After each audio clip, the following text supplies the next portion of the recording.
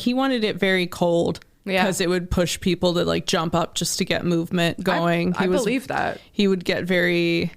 It's like a workout. Yeah, he would get very agitated. You can't do improv in a hot room. Like, wow. Yeah. So I don't... Yeah, he was very... Just get up and play. I like that tactic. Just play. Shouting at play. I know that Joan Crawford insisted on the studio's temperature being set really low, like really cold. Right. And I think that was about her makeup. It was about her makeup. She had to have so much of it on for her freckles. It was definitely about keeping a certain look preserved, but it meant that like crew members would get colds and stuff, like working on her set if they didn't bring a sweater. And yeah, it makes a lot of sense. It does. Hey, Chelsea. Hey, Victoria. You know what I need? What? A fan? AC? I mean, AC would be nice. Central. Nice cold slice of melon.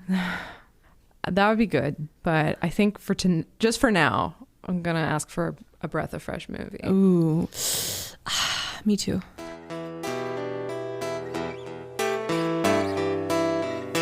That's a movie I like to see.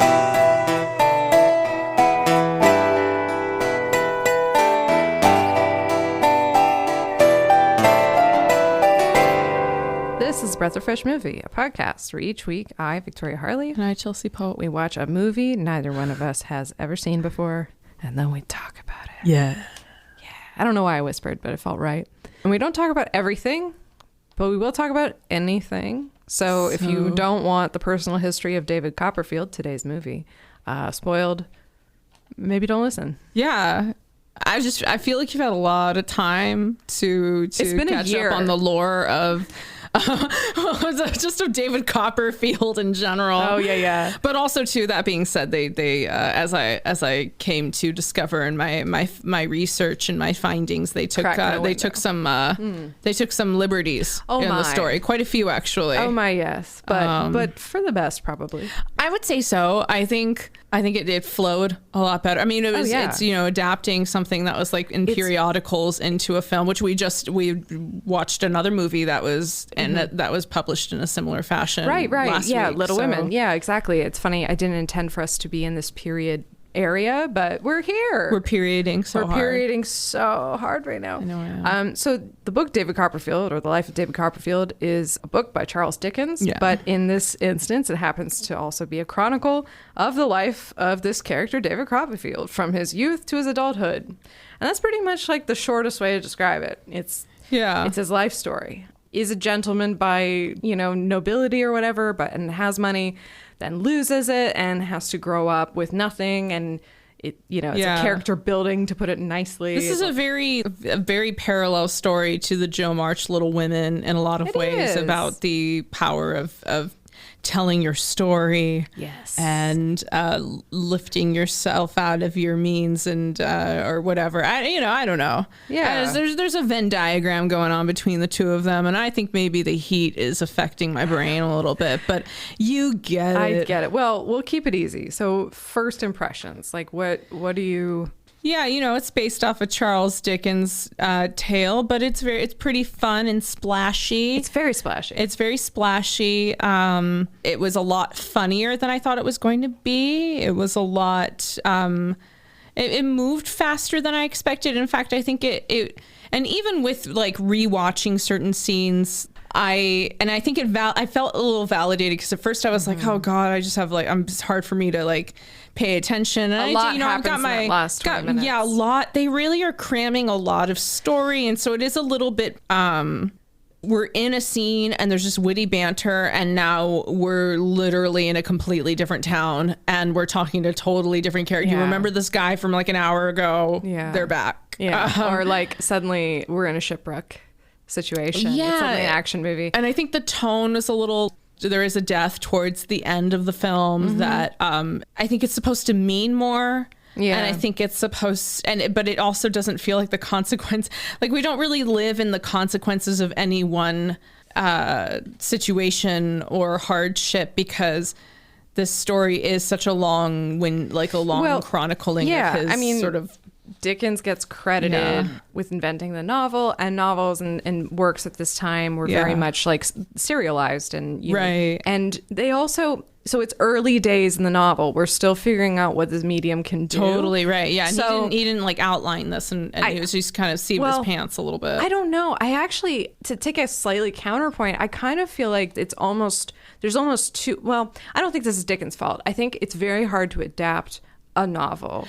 Sure. In terms of this adaptation, but in terms of the original story, he had some ideas of where it was going to go. But then I've never read the book, so I can't say how. I'm just going off the wiki. I don't know how much this actually differs. In terms of like the order of events. It's just that I felt they did condense a lot, and they made something. They streamlined some things that were necessary, I think. Yeah, I think what's like funny though is that at the end. And I think it's doing it deliberately.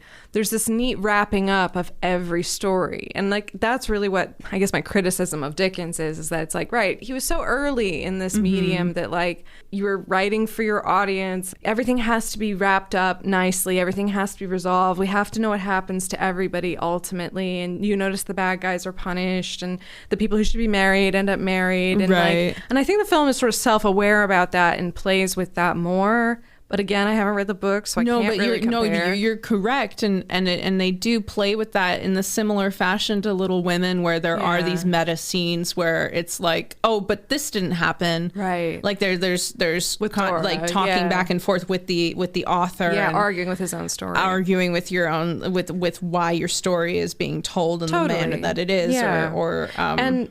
I appreciate that the film was, I think it was even somewhat not critical of that, but everything has a kind of like a haziness around it at the very end when he's like published his book and we're finding out what's happened to everybody and everybody's fine, everybody's great. It felt as though we were going to cut out of that into something darker, and that didn't quite happen. It's such a weirdly optimistic It's kind of like if Little Women had ended instead of at the point of her getting her book published, if it had ended at her running to the guy and it just that I feel like in a sense or I don't know, they kind of do play with that too in that movie a little bit with like the autumn with the the meal, the picnic they all have, there is sort of like this idyllic scene of all the characters getting along and having like a little promenade or whatever. Yeah. No, I mean, again, you're right. There was something like that. And it just, I think it was deliberately meant to feel like a bow. Like, I feel like for me to criticize that or be like, oh, I felt that way. It's like, yeah, I think that was intentional. No, for sure. So I'm not trying to, and again, very difficult to cram all these stories and make them all work. And somehow they sort of do it. And so you liked it. I mean, I enjoyed it. I thought similar to last week's film, it was like, wow, this was a really modern telling of like an older work. I also understand like it's been 50 years since this was like adapted into a feature film, so it hasn't been touched in a long time.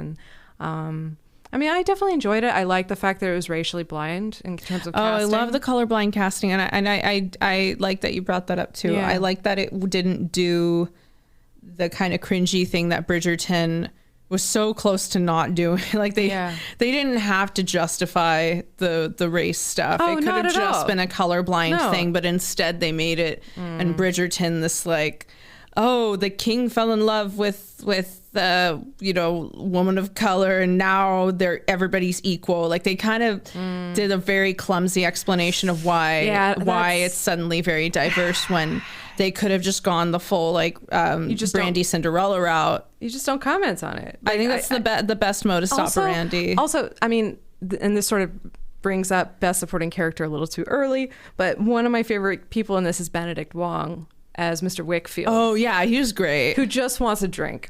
Like, he was very fun and that guy is such a great comedic actor, and it's like, right, why should feel like we got enough of him? Oh, I would have loved more of him. I kind of felt that way about a lot because there is so much story that they're cramming in, which is like, well, so this necessarily has to be an ensemble cast, right? Know? And so this was, we didn't mention, the director of this film is Armando Iannucci, who has done many, many different great like satirical and comedic things, but I suppose like the first thing to mention is like he created Veep, you know, Yeah. among many other things. But like that's probably the one most American audiences will know. And very much shows in the repartee that occurs in a lot of these scenes. Yeah, and he co-wrote it with Simon Blackwell, so it's very witty. It moves very quickly. Yeah, and then but it's not as if it isn't like a film that cares about what you're seeing. Like we were saying this a little bit before we got started, but I was so relieved to see that it avoided the. When I hear the word Dickensian, right, I just think of like soot and clouds and dark and gross and dirty.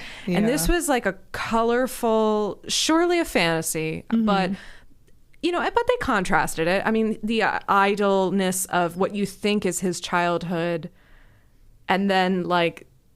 It's like, oh no, it's his invention, or it's like it's his written memory of what he loves, and you realize that we've been living in his mind, and now Murdstone, which is like such an evil name. That guy is such. I mean, that's early on, but I was taking a lot of notes, and one of my first impressions of that guy is like, just what an ass, because he walks in and he's like, oh, nice geraniums, and then plucks one, and it's so clear that that's not what he was supposed to do. Like, oh, and then he sniffs it. And then he just tosses it aside. Right. It's like, what very an ass. clear behavioral from the get. Like, and he's wearing dark, and I mean, they cast the perfect guy too. Yeah, to be a lot of a good eyebrow. Yeah, heavy eyebrow, heavy jaw, and also I'll say that as much as this was a funny movie, I felt like that scene where he's beating the kid was horrible, you know? Oh, that was really scary. It was and sad. You know, they represented the brutality of that Victorian age. Really well choreoreographed, though. Like, I have to say, like, the way the camera was moving and the way they had the kid, like, he kicks the bedpan and then goes on the bed and then goes around and it's like, and I think it's that extension, that following, that adds to the like, oh God,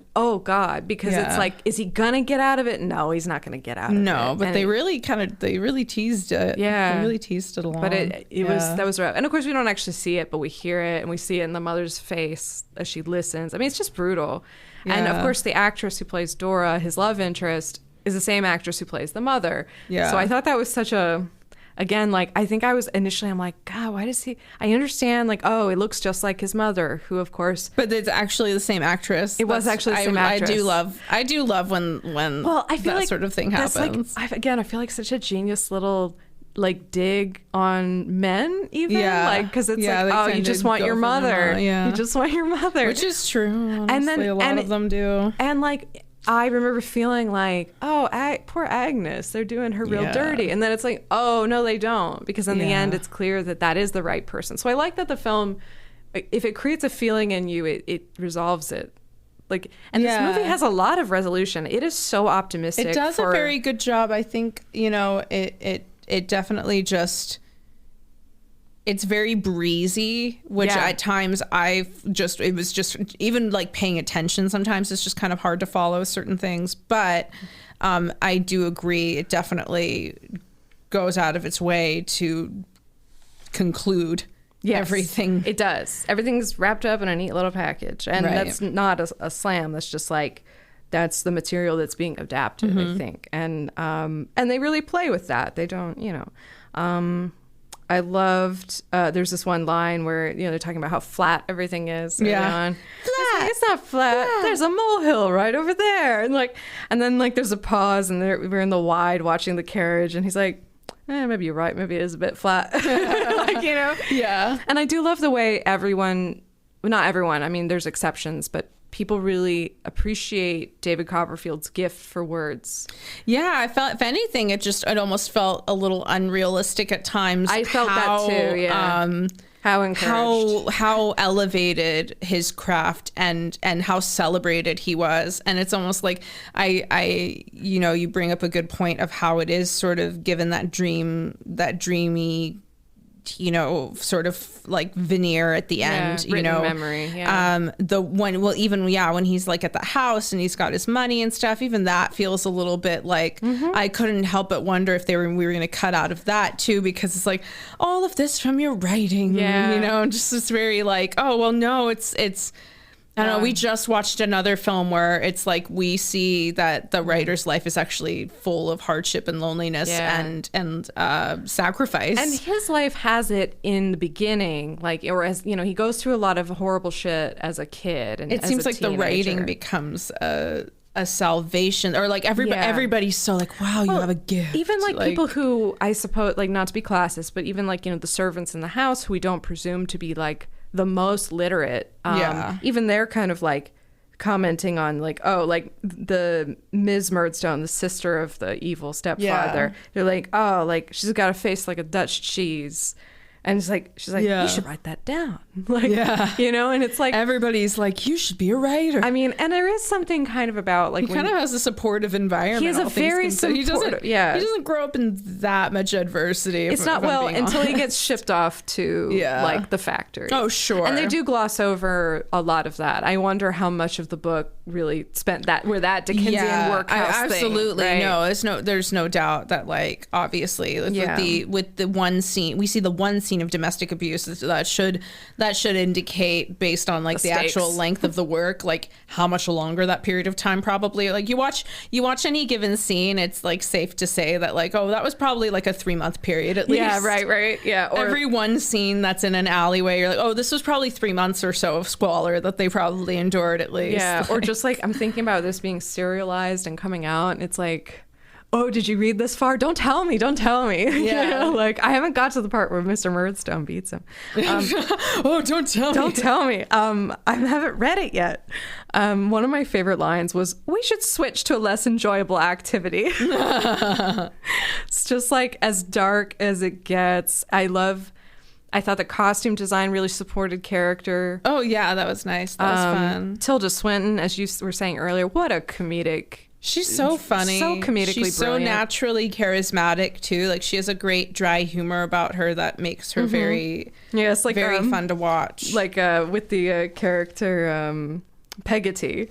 Yeah, that was really fun. She's like, I'm sorry, Peggotty? That's your name? You mean somebody went into a church that name?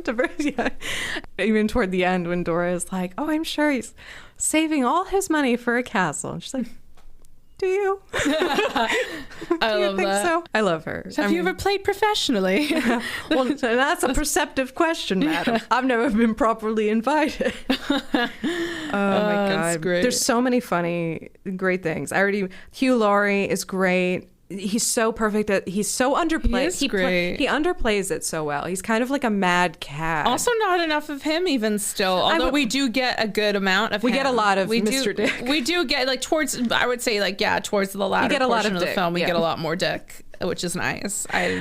He's very funny. I also felt like he was such a picture of, there's a sort of cultural, I don't want to say tradition, but in England, people really tolerate eccentric people. Yeah. Like they really are like, well, you know, he's just they're almost just sort of like the part of the charm, part of the whimsy. Well, you know, everybody's has a little something, or, you know, especially if you're very like gifted or talented, then it's very much, you know, it's like, people find that almost like a character, like something worth praising, right? And like, it's a positive thing. And I felt like his character was so much that the kind of mad gentleman that like it's almost almost like ruling class in that sense, right? I mean, he's got a little bit of that Peter O'Toole madness. Yeah, he definitely has that, but he's not, you know, he's not quite that evil. Yeah, quite that level of a psychopath. And he doesn't have that hair. Yeah, no. No, I'm just checking other things that jumped out at me. Jip the dog.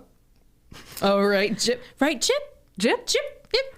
Dora, I'm like, oh, Dora is... I did like Dora. She's funny, but she's simple.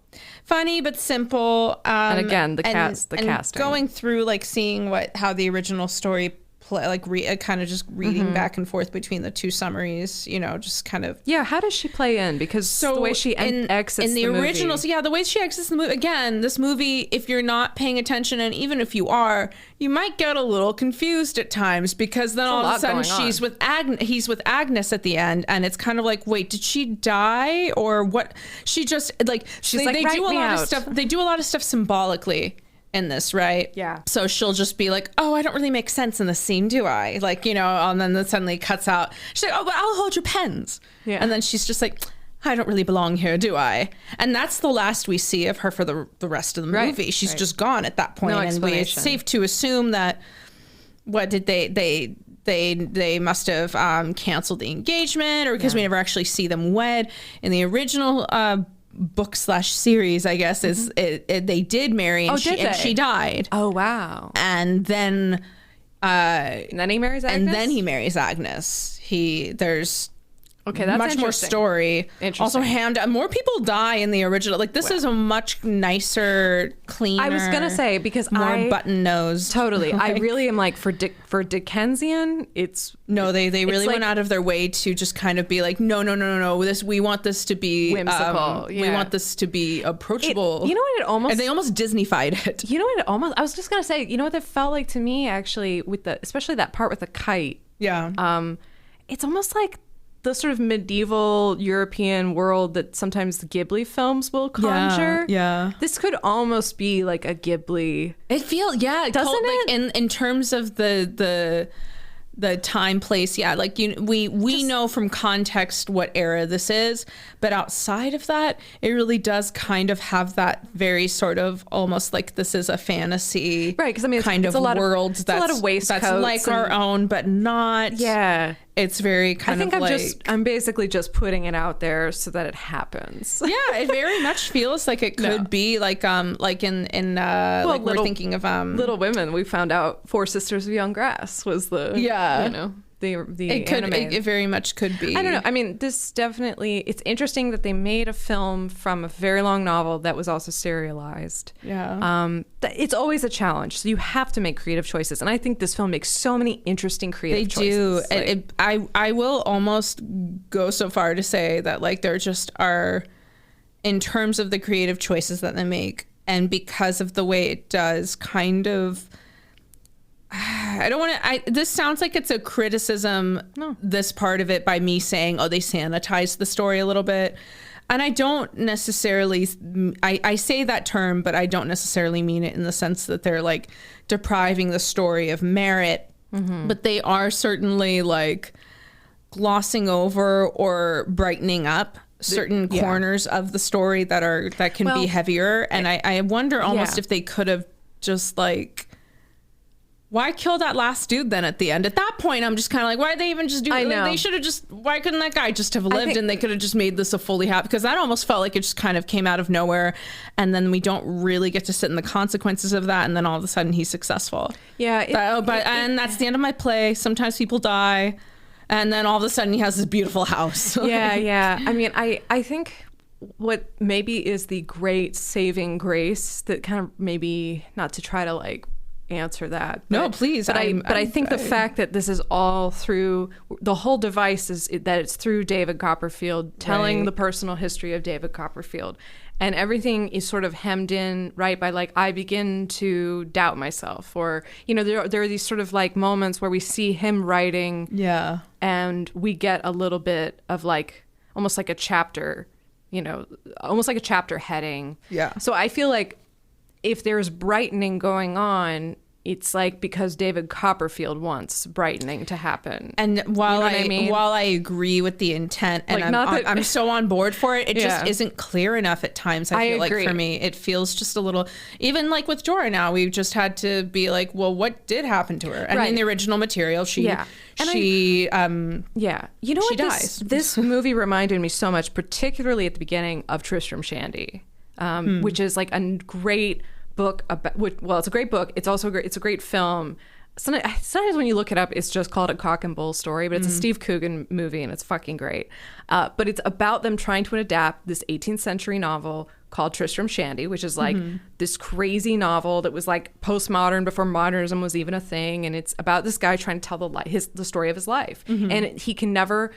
it's always going back to the day of his birth. He's like always... He keeps having to read. Yeah. That's funny. I like It's very funny. And the beginning reminded me so much of that because of the way he's brought in. I almost wonder if they could have leaned into that. And interesting you bring up Steve Coogan too, because he's, they're they are collaborators. That's right. No, and we'll talk about Armando and Iannucci and that. I think thematically there's a lot. That's such a good point. I didn't even think about that, how he like not copied but must have been somewhat inspired by how I think they're in the same sort of creative headspace. Definitely. They're having. What's cool about Tristram Shandy is that's also a movie about making movies. Right. Whereas this is a straight adaptation. It's very meta and it's very self-aware, but like they're two very different movies. I felt like we talked about it a little bit. The end reminded me so much of Pride and Prejudice. Yeah. Like, and the sister running off with Mr. Wickham. Yeah, that's perfidious true too. Mr. Wickham. That's true too. Which I mean, there was something about the two of them going off to get like it all. I don't know. It all similar felt themes about the fallen woman. I think again, maybe just that was the time. These were the themes. These were the things that were going on. Uriah Heep is not just a 70s band. I learned that. It's a character. There you go. It's a character in this thing. Oh, There's man. a cool name for a band. Kind of a lame name for a man. A man with a bowl cut. Yeah. Dumb and Dumber haircut. Yeah. He looked like Mikey Day. That's what I'll say. Okay. He genuinely looks like Mikey Day. I also felt like, man, the production design really helped inform people's situation financially. Like, as soon as they have no money, they're in the smallest little apartment. Yeah. Like, it's fucking great. And Makes not sense. because poverty's great, but because because this movie moves so quickly and it makes these rapid transitions, they have to communicate so quickly to us a character, a person, their home life. And I think that's where costumes become really important. Right. I mean, Mr. Murdstone is wearing all black. He's black and white. Right. We know what kind of guy he is before he ever opens his mouth. Right. There's just, I don't know. And I loved there was another detail I wrote down, production design. I wonder if maybe just today in general, it's like harder to tell class. I mean, we pretend like it doesn't exist in America, but come on, it does. I mean, you can somewhat chalk it up to like, oh, well, somebody who's wealthy surely wears nicer clothes than someone who isn't. But sometimes wealthy people wear trash, like we all kind of dress with trash now. So it's like kind of, we've like now it's considered like the wealthy don't want to conspicuously consume in that way, or it's like there's more of that desire of like, it's like nouveau riche, like that split of like, you don't want to be walking around in your juicy and your logoed shit. You would want to wear stuff that's like another wealthy person would be able to look at you and be like, oh, I know that white cotton shirt is like this $900 shirt from this place. You're right. And I can tell by the cut and fit by this thing. Yeah. But otherwise you don't want to like be advertising. I feel like it's like not as ostentatious as it used to be because of the accessibility of ostentatious. Yeah. I don't know. It's kind of like with BBLs now. Yeah. Now the Kardashians are taking them out because now they become more accessible to the working class. Yeah, and maybe some of this is also we're in America, because I do think not that I've traveled abroad extensively, but I have gone outside the country a few times, and you do see a lot of jeans and t-shirts and all that shit. But, sure. But you also like realize like, oh, we're really casual. We are so casual over here. Way cash. Very cash. I have just a few more. Okay, so the guy who plays James Deerforth, the friend, that man would be nothing without his hair. I'm just gonna say it. Absolutely. He was a haircut. Yeah. He looked like T-Rex. Yeah. He had floofy hair. A lot of people hair. A lot of hair. Great hair in this. Tilda Swinton's hair looked really good in this. She was just really healthy looking, smooth hair. I really liked that. Ooh, it was very healthy. I really just wanted to pet her head. It was glossy. I feel that way about Tilda Swinton in a lot of movies. I want to pet her. She's like alabaster. I mean, she's like this. Something about you want to touch her cheek and see if it's made of stone. Yeah, I feel like she'd be cool to the touch, but not like icy. Yeah. Well, we know what she smells like. I have a perfume that she designed. Oh my goodness! It's the Tot Libre. Yeah, it's got like a. It's got like a minky kind of smell or something to it. Tilda smells like mink. Or no, it's kind of like, I don't know. It feels very like fall, very sort of like. I like it already. I think you would like it if you smelled it. It's a unique smell. I mean, and I don't mean this as a slam, but I feel like it would be. It's got that artsy smell. It feels like it would be like a masculine perfume. It is technically all of their perfumes are considered like unisex. Yeah, they're considered unisex, but they have yeah.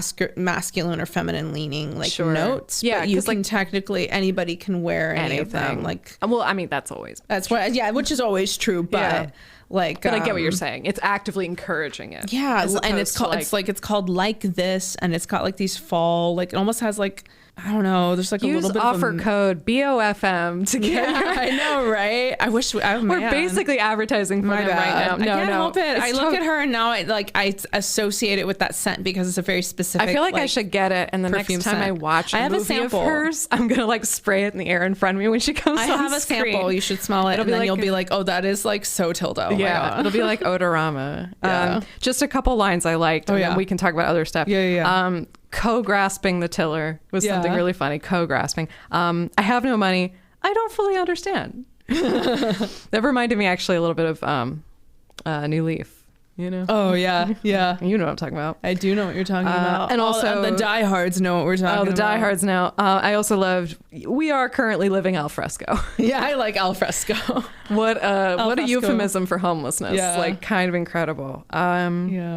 It came together pretty quickly because they announced in like February of 2018 that Iannucci would be writing, directing, and producing an adaptation of David Copperfield. They started filming in June, finished by August, and it was released. It was a breezy shoot. It's a real summer in Europe. It out. I feel like they were dying in those costumes, right? Probably. I was just imagining sitting here in the heat, like what it must have been like to wear like those layers. Even when you do have like AC and fans, you have to turn all that shit off every time you roll. Like that was literally one of my first PA tasks. Was like you have to turn this fan on and off. Like so that you got to make sure it's quiet. You got to make sure all the everything. Yeah. No one ever listened.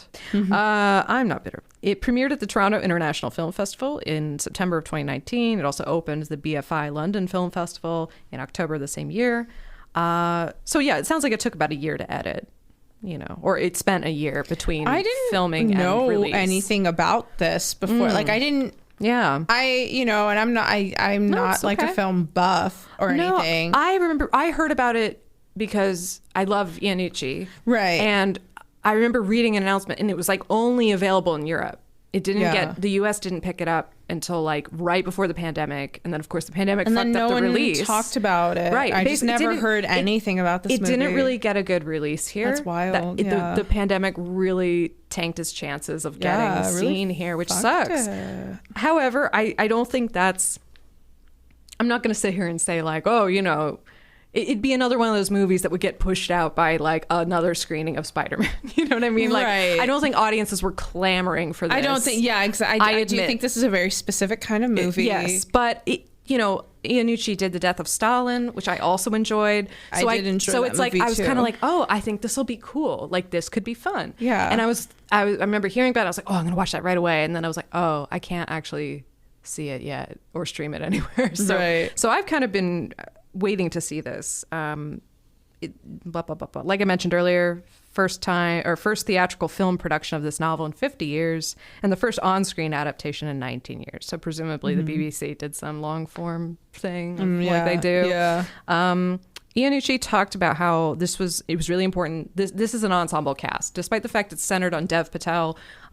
It really it requires so many voices for it to work. And he said, what I don't do is send all the parts out to 20 different people at once. I cast one or two parts and then think about who would be the best complement for those 2 or 3 people. Who would be the best new voice to add to this group? Yeah. And he likes people who have comfort with improv. And they also do lots of rehearsals, like spend a lot of time working together and getting comfortable in their characters and then with each other. And I'm like, God, it shows. Like, and I really felt like, especially toward the end, like that scene where they're all stuck in the apartment together and it's like absolute crazy. That is one of the best moments where like almost everyone in the ensemble is there. Right. And you're getting like little bits of Mr. Dick and little bits of Miss Trotwood. Everybody's doing a little chit-chat here, a little chit-chat there. It's so good. And then they all go, oh, you go in here and write. Yeah, right. I did actually find that incredibly sweet. Like, yeah, it was it's very endearing, like the affection that everybody gives. Yeah, it's very almost, if you were a pessimist, you call it saccharine, but I thought it was nice. It's pleasant. It's pleasant. It's kind of it's refreshing compared to just like you said, the associations with like a Dickens work, just like everything's hard. Yeah, everything's hard. Life is hard. And I do think if you look just even at the poster, right, because that's sort of often. If you don't see anything else, that's what you see. It speaks to the exuberance. Yeah, but it looks like a circus. Yeah, it looks like a topsy-turvy. Yeah. It looks like a fun Barnum period. and Bailey kind of vibes. It has like a big happiness to it. And I mean, to quote somebody from The Atlantic, said this was a mad, loving, and brilliantly cinematic extrapolation of the novel. And the Associated Press says an exuberantly optimistic film celebrating the life. Exuberantly optimistic is a great exuberantly great optimistic. Way of putting this definitely, movie. yeah, that is really what it is. Which is all the more reason I'm like, why even kill that guy at the end then? Fair enough. Let's just say need the sour with the sweet. I don't know, but that's fine. It's fine. I mean, they didn't totally Disneyfy. No, Disneyfy. But they just say. To just finish the thing, exuberantly optimistic film, celebrating the life force of art and eccentricity, which I brought up earlier.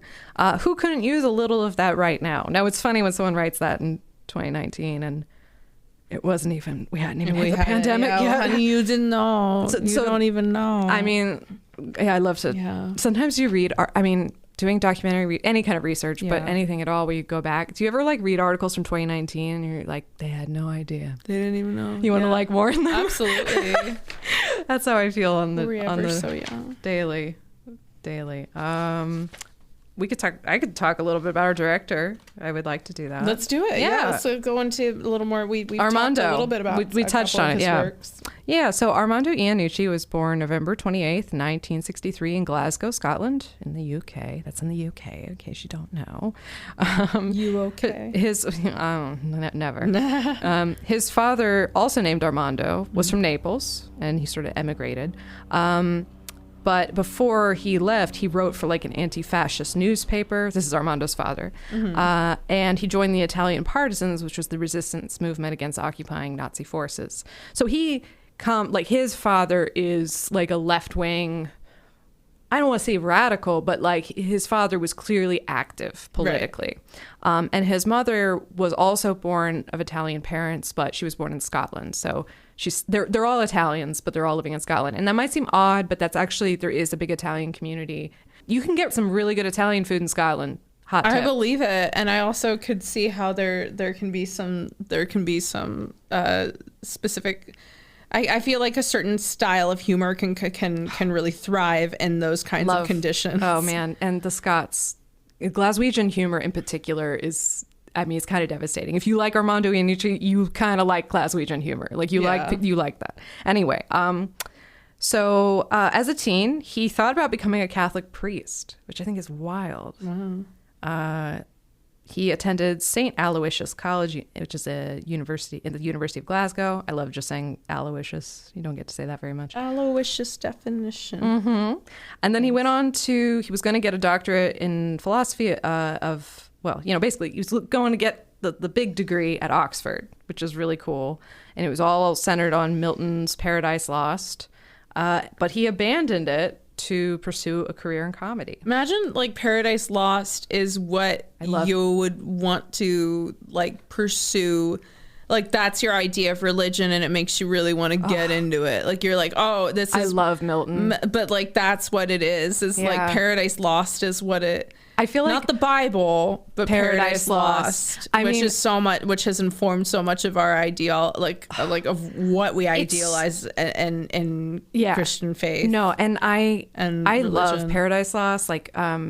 William Blake, the poet, said of Milton's Paradise Lost that he said, "Oh, Milton was of the devil's party, but he just didn't know it." Yeah, because if you read that book, it's the whole thing is really a metaphor for the English Civil War. Mm-hmm. And he very much seems to be siding with Lucifer. And it's so good. It's so good. Yeah. Just go read Paradise Lost. I want to be a priest. My favorite book is Paradise Lost. That's funny. I love this guy already. That's funny. Okay, moving on. He left Paradise Lost. He abandoned it to go pursue comedy, which I'm like, something else got in his head too with that shit. It's like it's inherently funny. It is inherently funny. I think he laughed at himself. I think he was just like, yeah.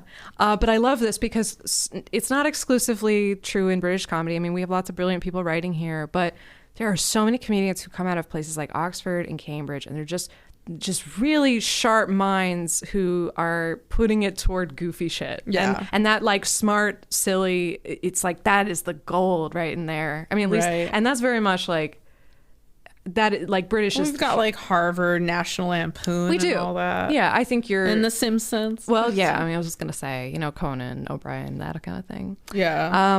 Anyway, he starts. So he abandons his degree, goes to the BBC Scotland, starts working in radio.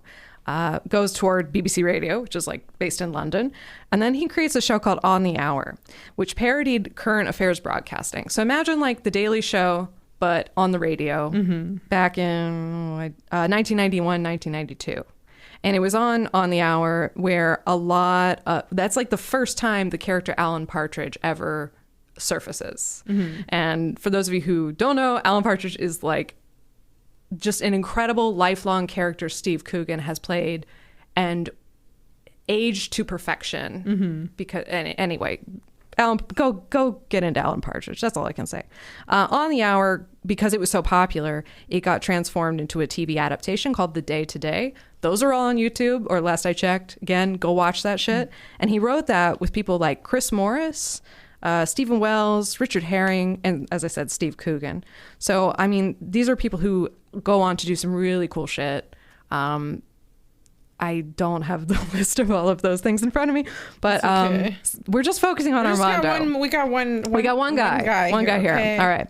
So in 1995 to 1999, he starts hosting a show called Saturday Night Armistice, which is like a popular comedy. I don't know if it was a talk show exactly, but he hosted it and produced it.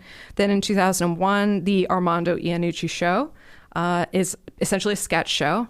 I've actually never seen it, and I'm now very curious to look it up and see what that's like. In 2005, he created The Thick of It, which is a political satire about an incompetent cabinet minister and his staff. So it's very similar to Veep. So he kind of adapted, not expressly, but he sort of adapted that idea. In 2012, HBO airs Veep. Of course, now it's over, but it's won like 17 primetime Emmys or some shit. I mean, it's just what a powerhouse and what a funny show. And again, that very quippy dialogue, that very cynical, satirical, that is Iannucci in a nutshell. Cynical, satirical. Yeah. Which is always funny than how bright this is. I know. And it's almost kind of like a joke in a sense. There's almost like this meta joke going on here about like how heavy this fare usually is. I could not believe how optimistic this was. Yeah. For this guy. It was very...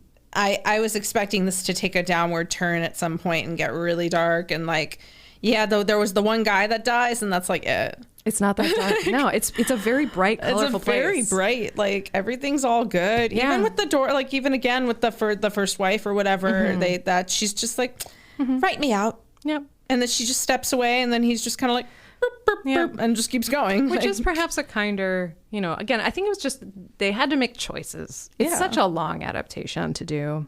And this is like right at 2 hours, and I almost feel like.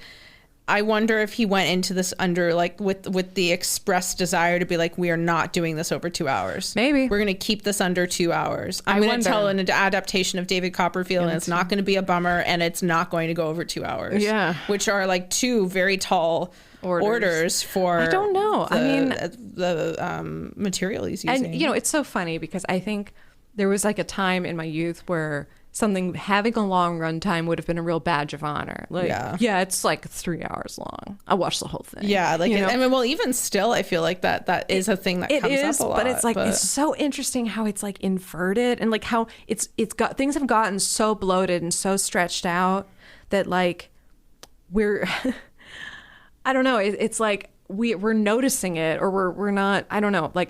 I heard something recently that we're talking about, we know too much about what our audience wants, Right. And I don't know, this movie felt like a refusal to stretch. It was like, we're not doing that. Yeah. We're going to be deft and we're going to make this work like a Swiss clock. It's going to be quippy. It's very breezy and fast. It moves so fast. It's great.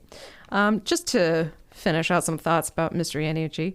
He has been the number of awards. 2 Sony Radio Awards, 3 British Comedy Awards.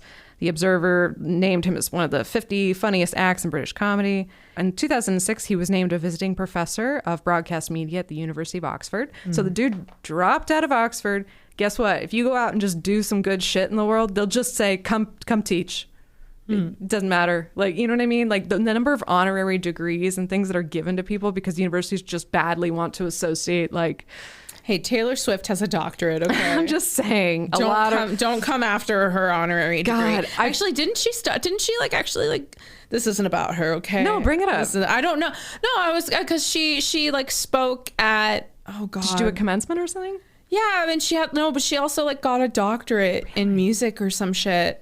An honorary? I don't know. I saw a picture of her in like garb on Twitter, and now it just made me think of that just now. Gotcha. We'll dig into it. But good for her. We'll have our research team check that out. You know what? If you listen to folklore even once, you'd give her a doctorate. I think, yeah, honestly. I do think somebody, not us, should do a podcast about the honorary doctorates that have been handed out. Yeah, I want to know how many are bullshit. Yeah, I want to know who has an honorary doctorate. Basically, like this degree's bullshit would be the name of the podcast. Yeah, basically, this degree's bullshit. So someone else go do that. Not us though, because I'm tired. Just a whole podcast that like just takes a dump on higher education. Yeah, please do that for me. That sounds somebody. One last thing I'll just say about Iannucci, because he's good and quippy and he's also politically savvy. Yeah. Was he was given an OBE, which is an Officer of the Order of the British Empire.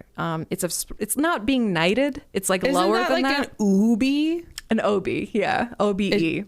Office of the Order of the but it sounds like OBE. It sounds like there should be another O, but they only put one O in the abbreviation. So I think maybe it's just Order of the British Empire. I'm going to call it OBE. Yeah, okay. It's an OBE. You got an OBE. Okay. However, which I'm not saying it's not an award. It's something, it counts. And it obviously counted because it bothered this guy named Alistair Campbell, who used to be very instrumental in the Tony Blair cabinet and was one of the people who helped produce the September Dossier, which was essentially the document that encouraged, like, we're going to go to war with Iraq. So he was involved in the big drama. This guy, Alistair Campbell, like what an oatmeal name. Or, sorry, what a porridge name. I gotta say, I have a brother named Alistair. That's so funny. I'm not joking. I'm just thinking like it's even spelled the same here. Such a harumph name. That's my brother's name. Alistair is the name of Mad Eye Moody. That's like such a constant vigilance. Yeah. No, that's actually when he was possessed. Yeah. Well, Alistair can be spelled so many different ways. My grandfather was an Alistair, so my brother got named that. But he actually made our theme song. Oh, that's cool. Yeah. Alistair, you're all right. You're an all right guy. I can say that he went by Al for a long time and would not tell people. I don't even know if he hears this or not, but I'm embarrassing him. But I know he wouldn't tell people what his real name was. And it was like people would try to guess, like, is it Alan? You know, and no one would ever get it, right? Like it's Alvin. No. What are other Alexandria? There you go. Or Alexander.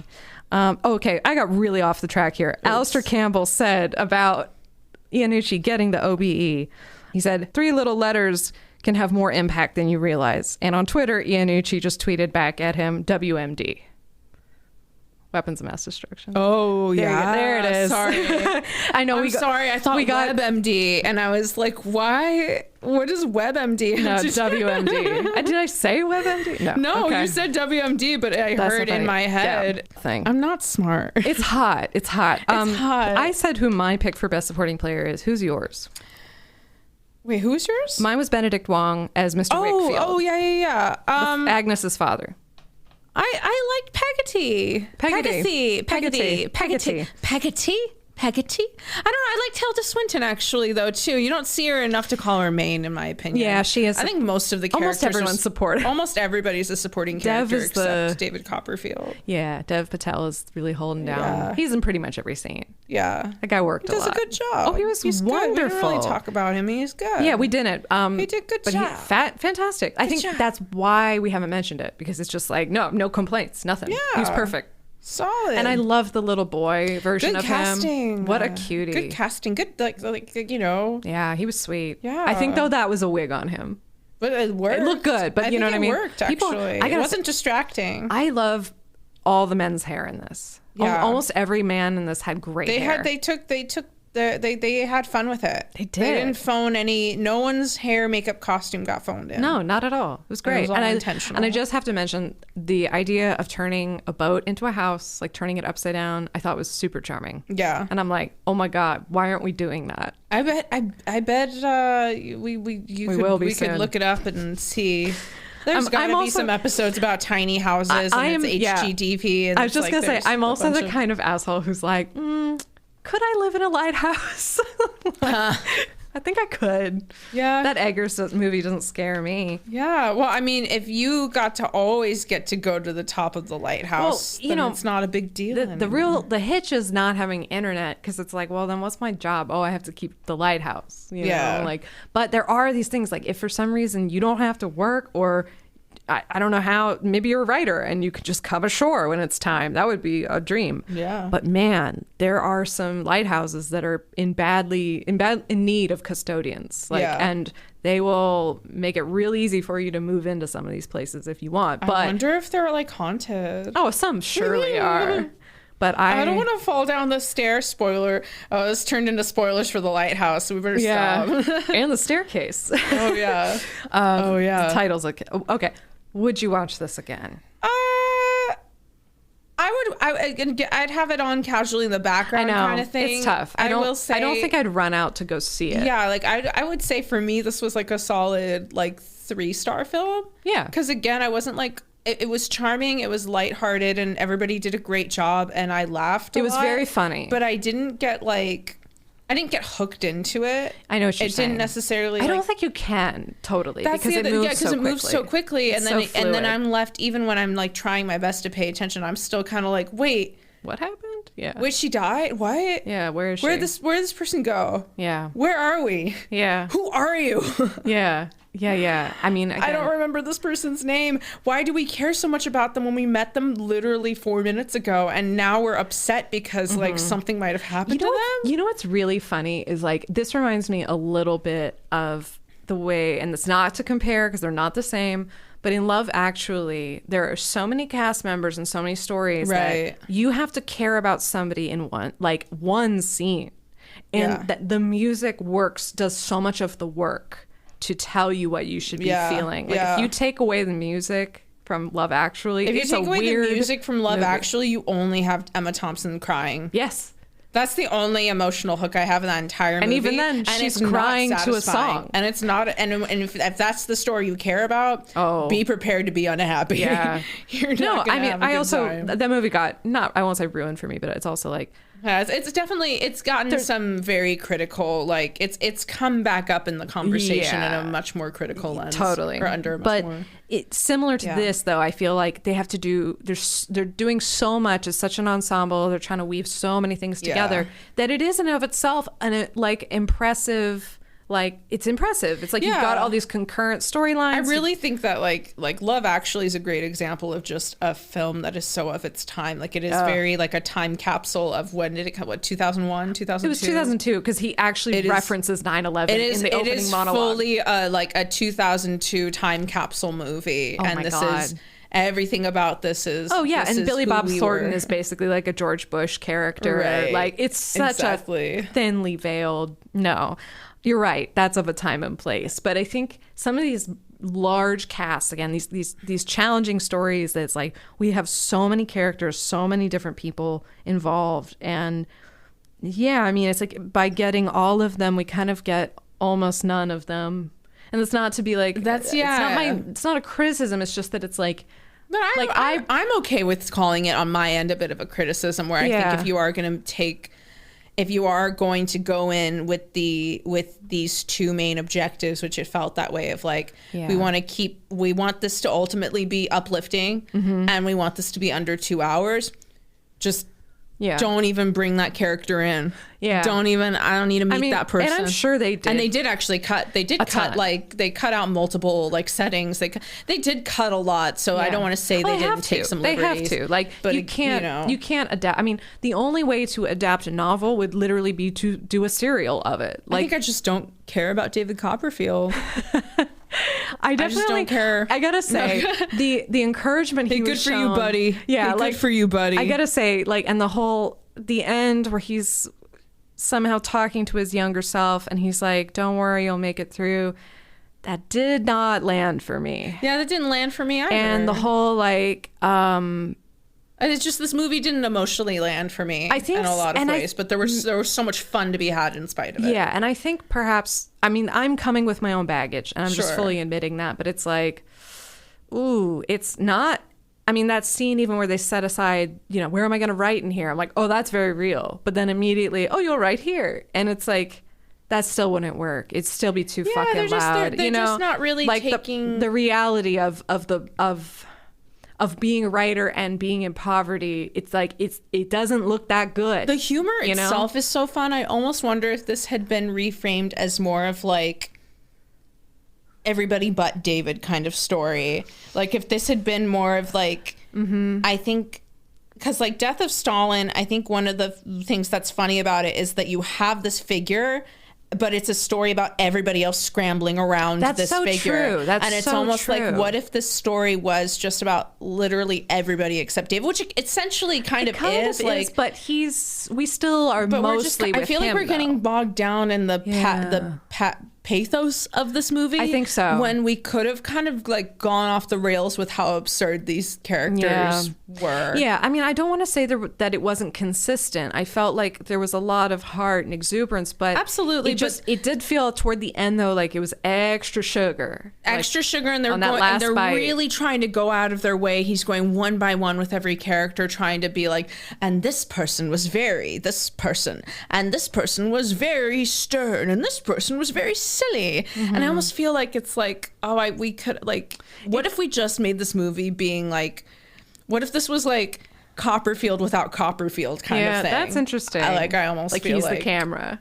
Like, or just like, I don't know. I mean, like, just in that sense, like camera stilo, like, you know, the camera is the pen, you'll get through this. It's like, oh, come on, your life wasn't that hard, Lado. I think that's also some of it was like, you lived a pretty charmed life, if I'm being totally honest. Because when he got the part at the beginning where Murdstone beats him, I was like, oh, this movie's got to be kind of dark. Yeah, I was like, but I don't know if I can. But that's really actually once he escapes the factory, which again he's not there. Even when he gets to the factory, he kind of makes friends. He kind of Annie orphans it, orphan Annie's it in the sense that he comes in and kind of like, or no, Pollyanna. That's the girl. That's the bright-eyed, bushy-tailed girl I wanted. He Pollyanna's it a little bit, or it becomes this like.